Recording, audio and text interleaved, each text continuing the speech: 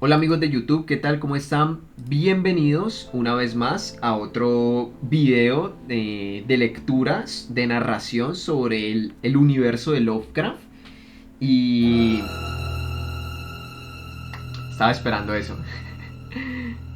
Y el día de hoy, el día de hoy vamos a leer un relato escrito por el mismísimo Howard Philip Lovecraft, escrito La Maldición, un escrito titulado La Maldición que cayó sobre Sarnath. Eh, es un relato corto, no es la verdad tampoco aquí tan extenso, entonces bueno, va a ser un video cortico. Pero mira, es interesante, nada más con ver la portada. Es un fanmade obviamente, pero la portada del relato es genial, o sea, es súper interesante. Y vamos a ver qué rayos es esa maldición que cayó sobre Sarnath. De nuevo, este es un relato dentro de la mitología o del universo Lovecraftiano. La vez pasada trajimos el signo amarillo. Ese fue escrito por Chambers. Este sí es un escrito, valga la redundancia, por Lovecraft. Así que vamos allá. La maldición que cayó sobre Sarnath. Existe en la tierra de Emnar un lago vasto de aguas tranquilas al que ningún río alimenta y del cual tampoco fluye río alguno. En, en sus orillas se alzaba, hace 10.000 años, la poderosa ciudad de Sarnath, mas hoy ya no existe allí ciudad alguna. Se dice que, en un tiempo inmemorial, cuando el mundo era joven y ni aun los hombres de Sarnath habían llegado a la tierra de Nar, a la orilla de aquel lago se alzaba otra ciudad, la ciudad de Ib, construida en piedra gris, que era tan antigua como el propio lago, y estaba habitada por seres que no resultaba agradable contemplar. Muy extraños y deformes eran tales seres, cual corresponde en verdad a seres pertenecientes a un mundo apenas esbozado, aún solo toscamente empezado a modelar. En los cilindros de arcilla de Cadaterón está escrito que los habitantes de Ib eran, por su color, tan verdes como el lago, y las nieblas que de él se elevaban, y las nieblas que de él se elevaban, que poseían abultados ojos y labios gruesos, y blandos y extrañas orejas, y que carecían de voz. También está escrito que procedían de la luna, de la que habían descendido una noche a bordo de una gran niebla, junto con el lago vasto de aguas tranquilas y la propia ciudad de Ib, construida en piedra gris.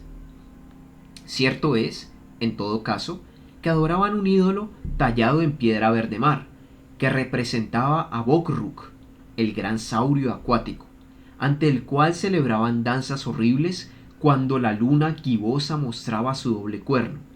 Y escrito está en el papiro de Ilarnec que un día descubrieron el fuego y que desde aquel día encendieron hogueras para mayor esplendor de sus ceremoniales. Pero no hay mucho más escrito sobre estos seres, pues pertenecieron a épocas muy remotas y el hombre es joven y apenas conoce nada de quienes vivieron en los tiempos primigenios. Al cabo de muchos milenios, de eras incontables, llegaron los hombres a la tierra de Nar. Eran pueblos pastores, de tez oscura, que llegaron con sus ganados y construyeron Tra, y Larnec y Cadaterón en las riberas del tortuoso río Ai, y ciertas tribus más osadas que las otras llegaron hasta las orillas del lago y construyeron Sarnath en un lugar donde la tierra estaba preñada de metales preciosos. No lejos de Ib, la ciudad gris, colocaron estas tribus nómadas las primeras piedras de Sarnath, y grande fue su asombro a la vista de los extraños habitantes de Ib.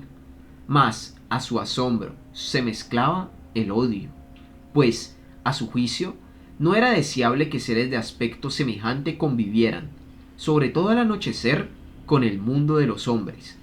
Tampoco les agradaron las extrañas figuras esculpidas en los grises monolitos de Ib, pues nadie podía explicar cómo habían pervivido tales esculturas hasta la aparición del hombre, a no ser porque la tierra de Mnar era como un remanso de paz y se hallaba muy a trasmano de las demás tierras, tanto de las tierras reales como del país de los sueños.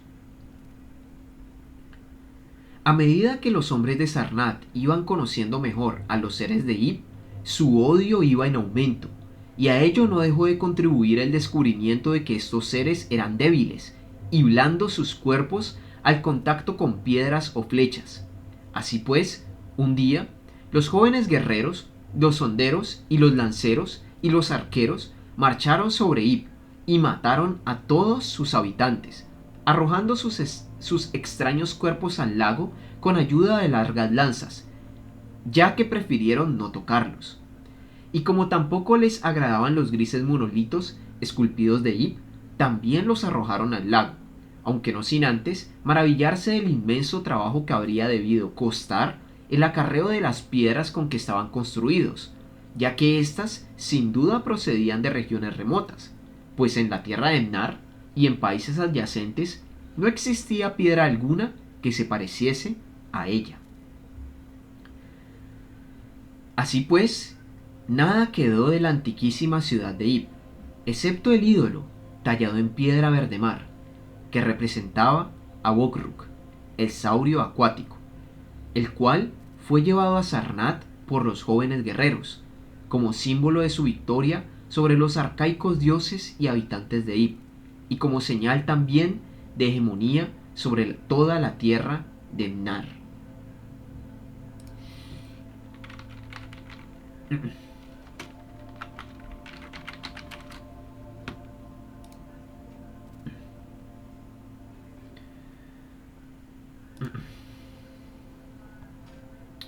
Voy a colocar una imagen del ídolo de Bokrug. Es evidentemente una representación artística. Así que wait me a second. Uy, wait.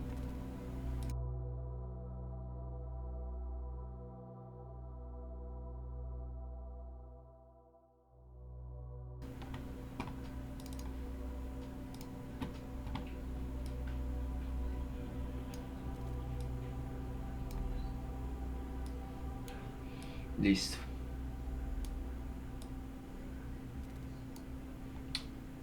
Ese es el ídolo de Bokrug. Más en la noche que siguió al día en que había sido instalado en el templo, algo terrible debió suceder, pues sobre el lago se vieron luces fantásticas, y por la mañana notaron las gentes que el ídolo no estaba en el templo, y que el sumo sacerdote, Taran-Ish, yacía muerto, como fulminado por un terror indecible, y, antes de morir, Taran-Ish había trazado con mano insegura sobre el altar de crisolita el signo de maldición. Después de Taran-Ish se sucedieron en Sarnath muchos sumos sacerdotes, mas nunca volvió a encontrarse el ídolo de piedra, y pasaron muchos siglos, en el curso de los cuales Sarnath se convirtió en una ciudad extraordinariamente próspera, hasta el punto de que, excepto los sacerdotes y las viejas, todos olvidaron el signo de Taran-Ish. Todos olvidaron el signo que Taran-Ish había trazado en el altar de crisolita. Entre Sarnath y la ciudad de Ilarnek se creó una ruta de caravanas, y los metales preciosos de la tierra fueron canjeados por otros metales, y por exquisitas vestiduras, y por joyas, y por libros, y por herramientas para los orfebres, y por todos los lujosos artificios de los pueblos que habitaban en las riberas del tortuoso río Ai y aún más allá. Y así creció Sarnath, poderosa y sabia y bella, y envió ejércitos invasores que sojuzgaron las ciudades vecinas, y por fin, en el trono de Sarnath se sentaron reyes que gobernaban toda la tierra de Mnar y muchos países adyacentes. maravilla del mundo y orgullo de la humanidad, era Sarnath la Magnífica.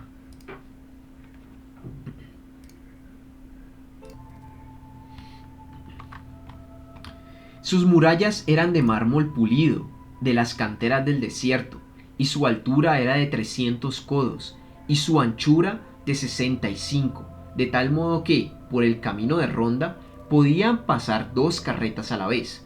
Su longitud era de 500 estadios, y rodeaba la ciudad excepto por la parte del lago, donde había un dique de piedra gris contra el que se estrechaban las extrañas olas que se alzaban una vez al año, durante la ceremonia que conmemoraba la destrucción de Ib.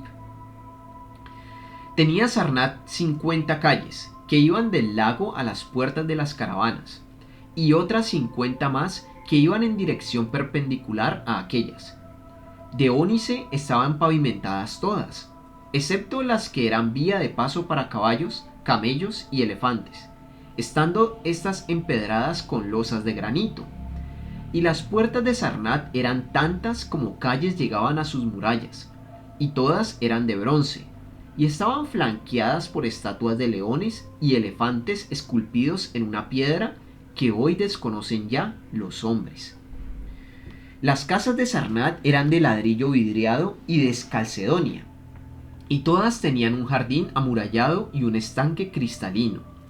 Con extraño arte estaban construidas, pues ninguna otra ciudad tenía casas como las suyas, y los viajeros que llegaban de Tra y de Ilarnec y de Cadaterón se brillaban al contemplar las cúpulas resplandecientes que las coronaban. Pero aún más maravillosos eran los palacios y los templos y los jardines construidos por Sokar, rey de tiempos remotos. Había muchos palacios, el último de los cuales era más grande que cualquiera de los de Tra, Ilarnec o Cadaterón. Tan altos eran sus techos que, a veces, los visitantes imaginaban hallarse bajo la bóveda del mismo cielo. Sin embargo, cuando encendían sus lámparas alimentadas con aceites de doter, las paredes mostraban vastas pinturas que representaban reyes y ejércitos de tal esplendor que quien las contemplaba sentía asombro y pavor a la vez.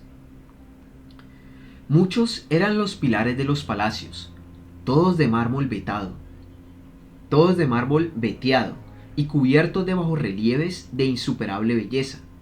Y en la mayor parte de los palacios, los suelos eran mosaicos de berilio y lapislázuli, y sardonice, y carbunclo, y otros materiales preciosos, dispuestos con tanto arte que el visitante a veces creía caminar sobre macizos de las flores más raras. Y había asimismo fuentes que arrojaban agua perfumada de surtidores instalados con sorprendente habilidad. Más superior a todos los demás era el palacio de los reyes de Mnar y países adyacentes. El trono descansaba sobre 2 leones de oro macizo y estaba situado tan alto que, para llegar a él, era preciso subir una escalinata de muchos peldaños, y el trono estaba tallado en una sola pieza de marfil, y ya no vive hombre que sepa explicar de dónde procedía pieza de tal tamaño. En aquel palacio había también muchas galerías y muchos anfiteatros donde leones, hombres y elefantes combatían para solaz de los reyes. A veces, los anfiteatros eran inundados con aguas traídas del lago mediante poderosos acueductos, y entonces se celebraban allí justas acuáticas o combates entre nadadores y mortíferas bestias del mar. Altivos y asombrosos eran los 17 templos de Sarnath, construidos en forma de torre con piedras brillantes y policromas desconocidas en otras regiones. 1000 codos de altura medía el mayor de todos, donde residía el sumo sacerdote, rodeado de un boato apenas superado por el del propio rey. En la planta baja había salas tan vastas y espléndidas como las de los palacios. En ellas se agolpaban las multitudes que venían a adorar a Sokkalar y a Tamash y a Lobón, dioses principales de Sarnath, cuyos altares, envueltos en nubes de incienso, eran como tronos de monarcas.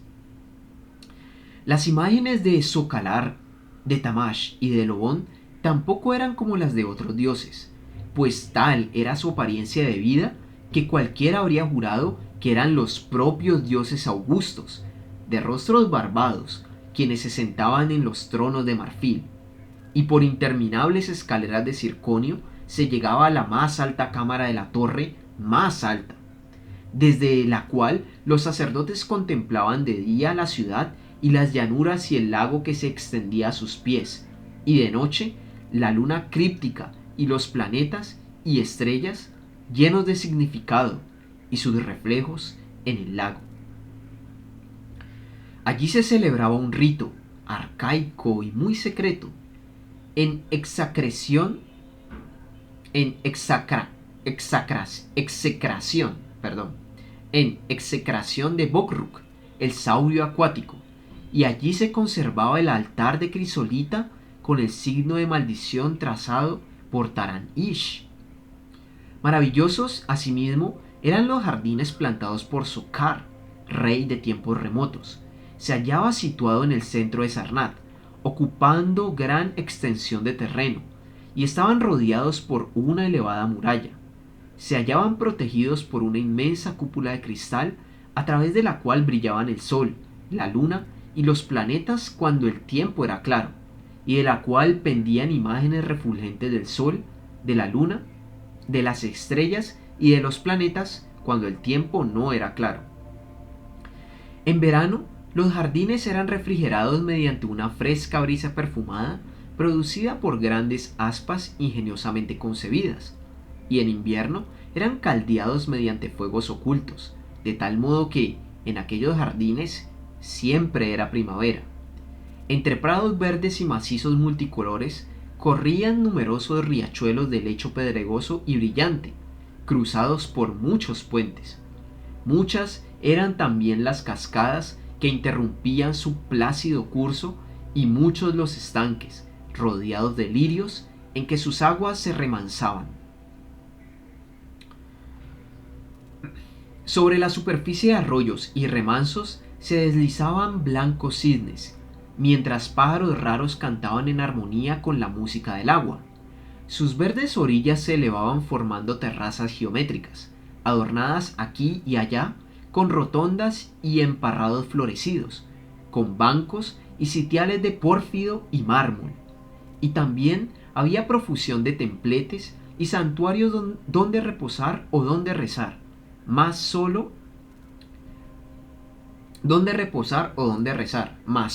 a los dioses menores.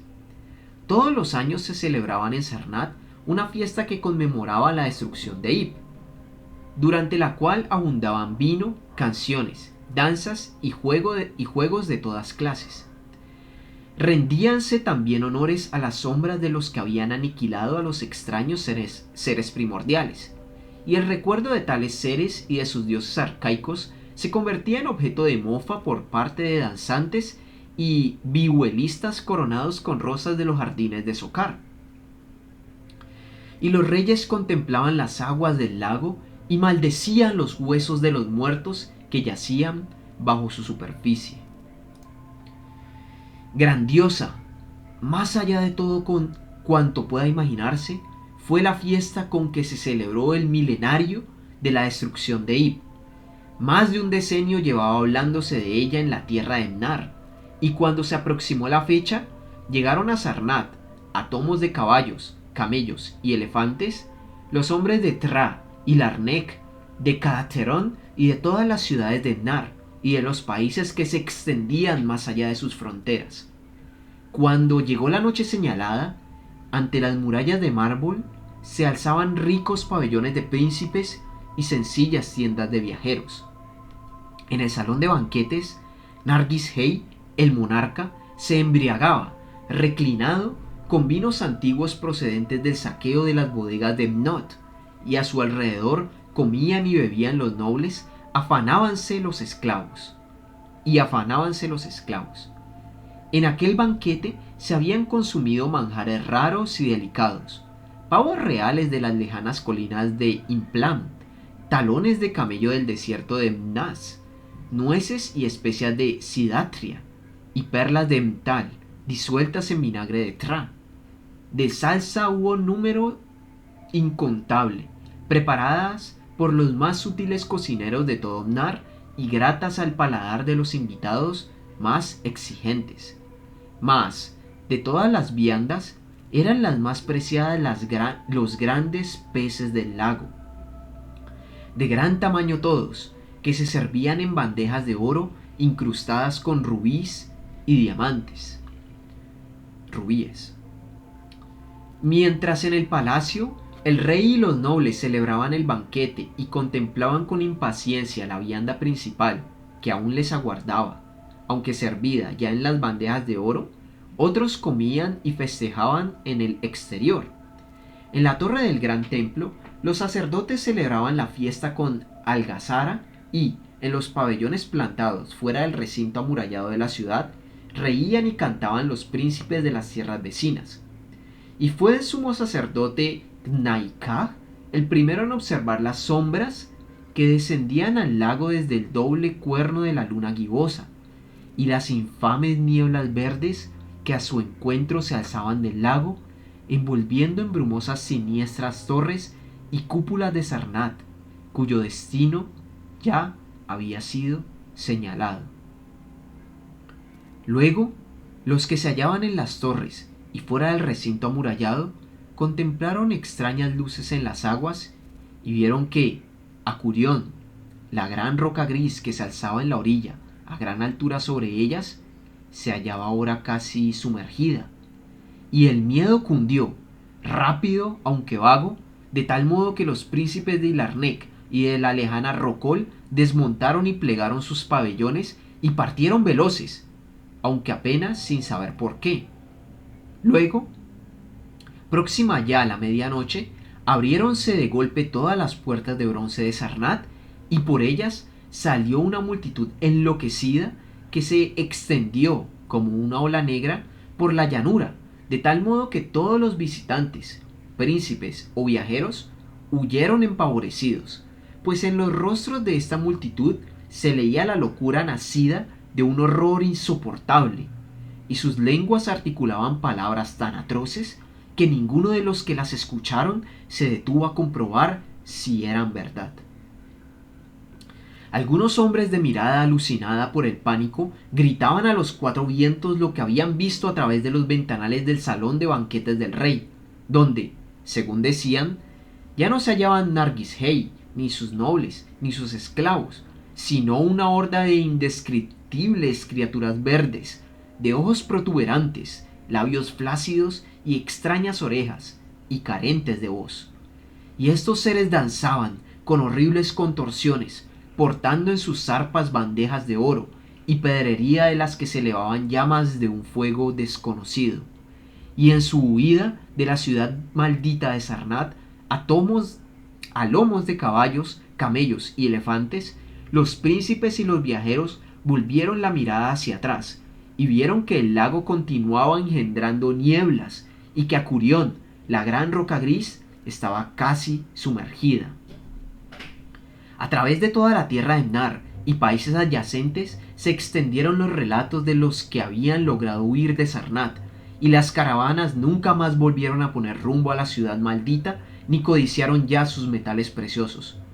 Mucho tiempo transcurrió antes de que viajero alguno se encaminase a ella, y aún entonces solo se atrevieron a ir los jóvenes valerosos y aventureros, de cabellos rubios y ojos azules, que ningún parentesco tenían con los pueblos de Nar. Cierto que estos hombres llegaron al lago impulsados por el deseo de contemplar Sarnath, mas, aunque vieron el lago vasto, de aguas tranquilas, y la gran roca Acurión que se elevaba en la orilla a gran altura sobre ellas, no les fue dado contemplar la maravilla del mundo y orgullo de la humanidad, donde antaño se habían levantado murallas de 300 codos y torres, aún más altas ahora tan solo se extendían riberas pantanosas, y donde antaño habían vivido 50 millones de hombres, ahora tan solo se arrastraba el abominable reptil de agua. No quedaba ni aún las minas de metales preciosos. La maldición había caído sobre Sarnath. Mas, semienterrado entre los juncos, percibieron un curioso ídolo de piedra verde mar, un ídolo antiquísimo que representaba a Bokruk, el gran saurio acuático. Este ídolo, transportado más adelante al gran templo de Ilarnek, fue adorado en toda la tierra de Mnar siempre que el doble cuerno de la luna gibosa se alzaba en el cielo. Fin del relato.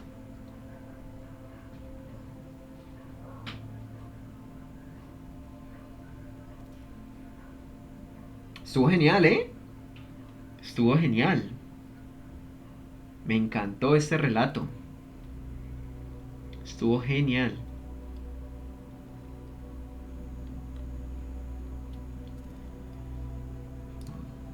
Estuvo genial. Estuvo muy, muy, muy chévere. Es uno de esos relatos que quizás vamos a ver varios de este estilo, así como que son corticos o de ubicaciones en específico, pero que digamos que le da un poco de profundidad a estos mitos